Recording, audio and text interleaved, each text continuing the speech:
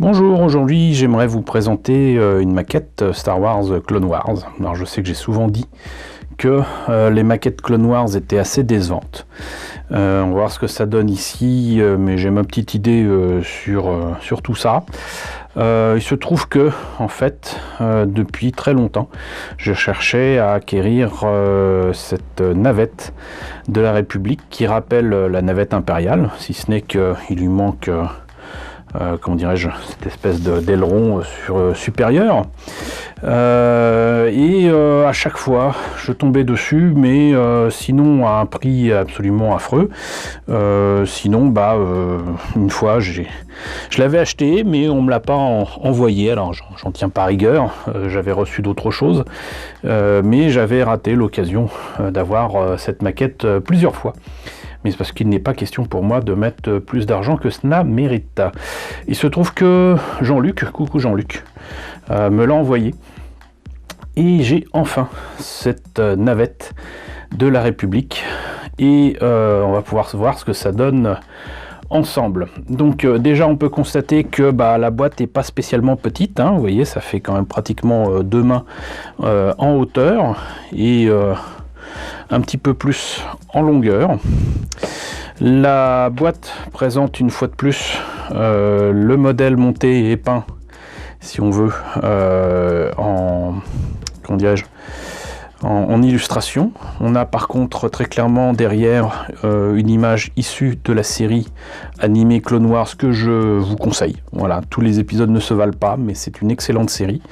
Et si vous ne l'avez pas vue, c'est peut-être le moment de vous y mettre. Il y a 2 ou 3 saisons disponibles sur les 5 ou 6 qui existent et qui sont disponibles sur Netflix si vous l'avez.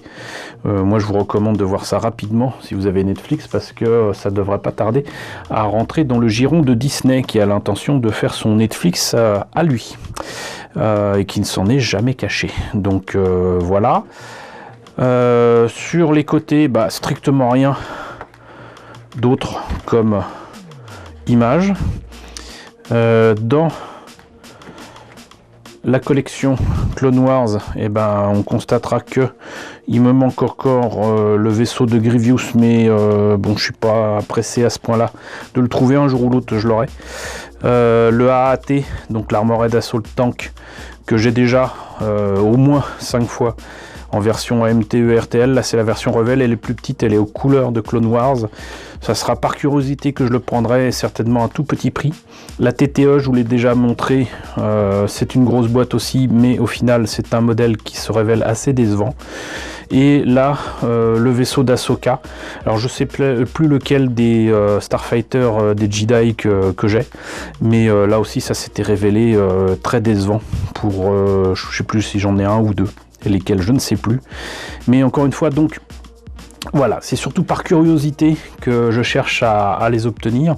On ne sait jamais, parfois il peut y avoir de belles surprises. Il y a des maquettes Star Wars Rebelle qui sont très bien, mais la collection Clone Wars étrangement n'en fait pas partie. On apprend là-dessus que la maquette est supposée être au 1/120, moi j'aurais dit plutôt 1/100e. Mais bon, on verra ça tout à l'heure. Et on voit ici donc des images enfin un peu inédites, puisque ça change. On avait ça, là on a ça, mais ça ne me donne pas franchement confiance dans le contenu. On va voir ça, ça a déjà été ouvert, j'ai déjà jeté un petit coup d'œil, mais on va voir ça ensemble. Je viens de recevoir la maquette.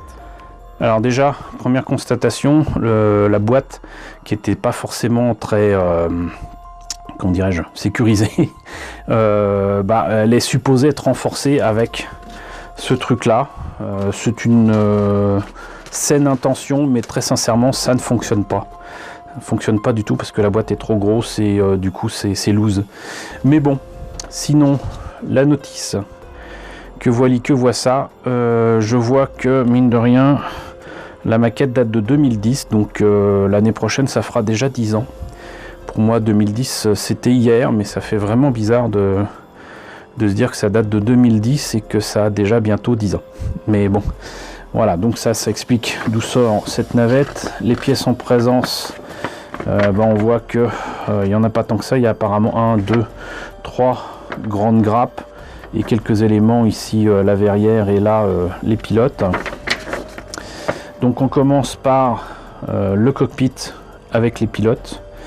On continue apparemment avec l'arme qui se situe peut-être sur les côtés, donc il y en a deux.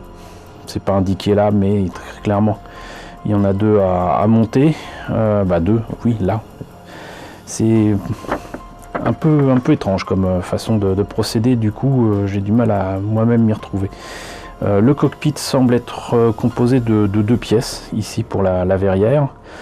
On place le tout. On a quand même une espèce de passerelle pour rentrer dans la navette qui se trouve non pas sous le ventre de l'appareil comme dans la trilogie originale, mais à l'avant, avec un petit ponton supplémentaire.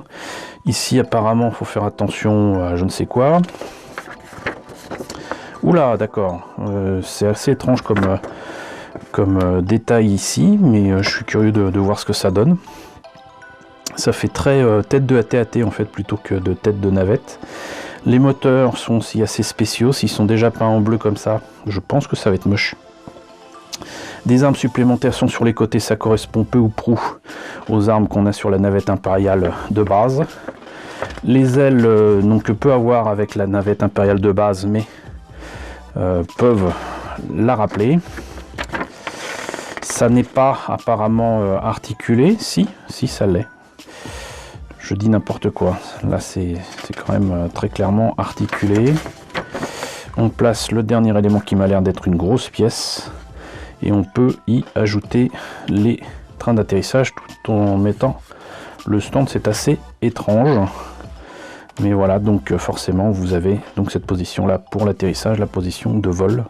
Je pense que bien évidemment je vais faire la position en vol. Voilà, les pièces en elles-mêmes, je pense que vous voyez d'ici ce qu'il en est, mais je vais quand même les ouvrir. On va voir ça ensemble. C'est des gros sachets, ça devrait se faire sans problème.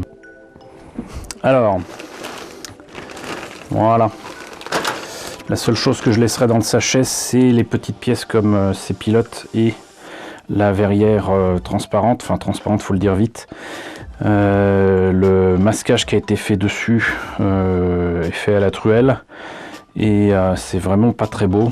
Et les pilotes, je vous laisse apprécier la qualité de cette peinture absolument formidable, n'est-ce pas?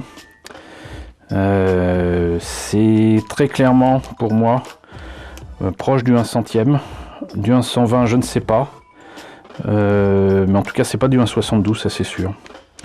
Mais bon, c'est bon. On a des pilotes, c'est déjà pas mal. Hein. Il n'y a pas de revélite ici, coucou Christophe. Mais c'est vraiment très laid. C'est vraiment très laid. Mais c'est pas fini, mes amis. Regardez un petit peu ce que ça donne ici. Ça, c'est du brossage et du weathering, de la patine. C'est même plus de la truelle ici. C'est une chaussette sale qui a été trempée dans de la peinture et qui a été frotté sur la totalité des pièces. Encore une fois, je ne sais pas vers qui Revell s'est tourné pour faire ces maquettes-là, mais c'est du travail de sagouin, c'est du travail de merde. Regardez-moi ça, ça ne donne absolument pas envie de monter la maquette telle quelle. Il y a des tas d'exemples que je pourrais vous donner de maquettes Revell Star Wars réussies avec de la pré-peinture réussie aussi.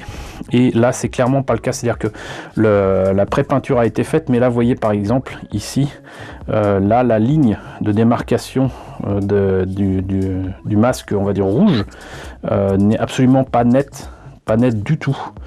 Et même s'il y a ces trucs ignobles ici, ça ne fait absolument pas oublier que la peinture est dégueulasse. Je ne sais pas encore une fois vers qui Revell s'est tourné pour faire ces maquettes. Voyons un petit peu. Alors comme souvent, ça a été fait en Chine. Bah, les personnes vers qui se sont tournés Revell pour faire ça ont fait du très mauvais boulot. Ça ne veut pas dire que tout ce qui est fait en Chine est mauvais, loin de là. Il y a d'autres trucs qui ont très certainement été faits en Chine par Revell, mais ils étaient mieux tombés, vraiment mieux tombés. Mais là non, c'est juste pas pas envisageable. Donc là, c'est clair que du coup, le travail de masquage qu'il y a là-dessus va devoir être repris entièrement et faire oublier cette peinture là, ça veut dire reprendre. Bon, heureusement il n'y a pas assez de détails dessus, il y en a d'ailleurs, c'est vous dire à quel point c'est dommage. Vous voyez là, voilà, ça y est, c'est ce que je voulais vous montrer.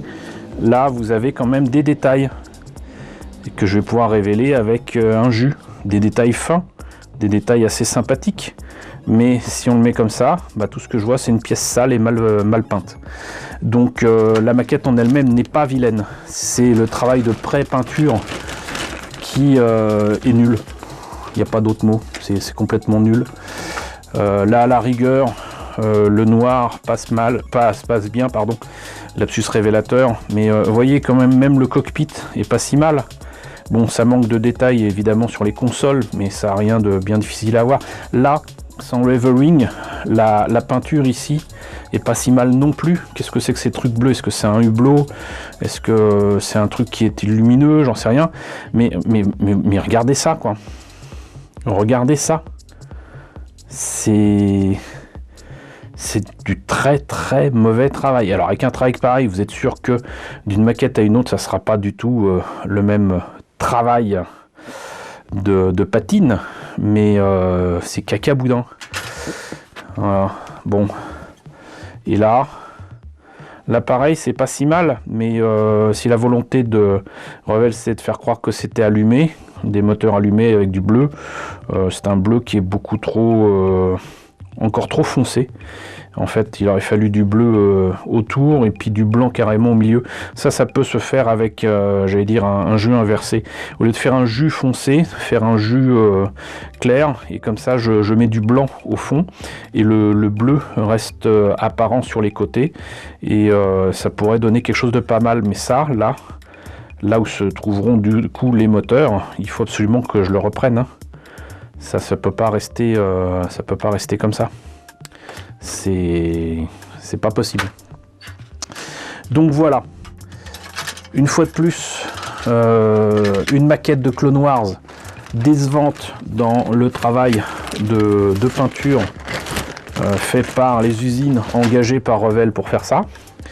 Mais cependant, je reste confiant sur la qualité intrinsèque de cette maquette, sur le résultat final loin des articulations de la TTE. Là je pense que sincèrement, s'il n'y a que les ailes qui sont articulées, ça se fera sans souci. Le truc c'est que du coup la totalité du travail de peinture est à reprendre. À enlever, je doute que ce soit possible, mais une chose est sûre, c'est que je vais repeindre ce kit et j'espère que ça donnera quelque chose d'assez sympa. De toute façon, il y a des tas de choses à revoir. L'espèce d'antenne qu'il y a au-dessus, là, je ne sais pas ce que c'est. Ça m'obligera à regarder peut-être quelques épisodes de Clone Wars et j'en suis ravi d'avance. Mais un petit travail de détaillage là-dessus et surtout un beau travail de peinture devrait faire en sorte de révéler les grandes qualités, je pense, de cette maquette. Donc voilà, écoutez, c'était la présentation de cette navette de la République. Encore merci à Jean-Luc de m'avoir envoyé cette maquette. J'espère que la présentation de ce kit Star Wars vous a intéressé. N'hésitez pas à me dire ce qu'il en est dans la section commentaires. N'hésitez pas à liker. Les pouces vers le haut en ce moment, c'est très important. N'hésitez pas à partager. N'hésitez pas à vous abonner si ce n'est pas déjà le cas. Coucou d'ailleurs aux nouveaux abonnés qui nous ont rejoints dernièrement. On est actuellement plus de 1935. C'est cool. Hein. Coucou aux grands anciens qui me suivent depuis longtemps. J'espère que vous êtes toujours à l'écoute de ce que je propose en vidéo. Et puis je vous retrouve de toute façon tous très vite, je pense, pour la présentation d'une nouvelle maquette Star Wars.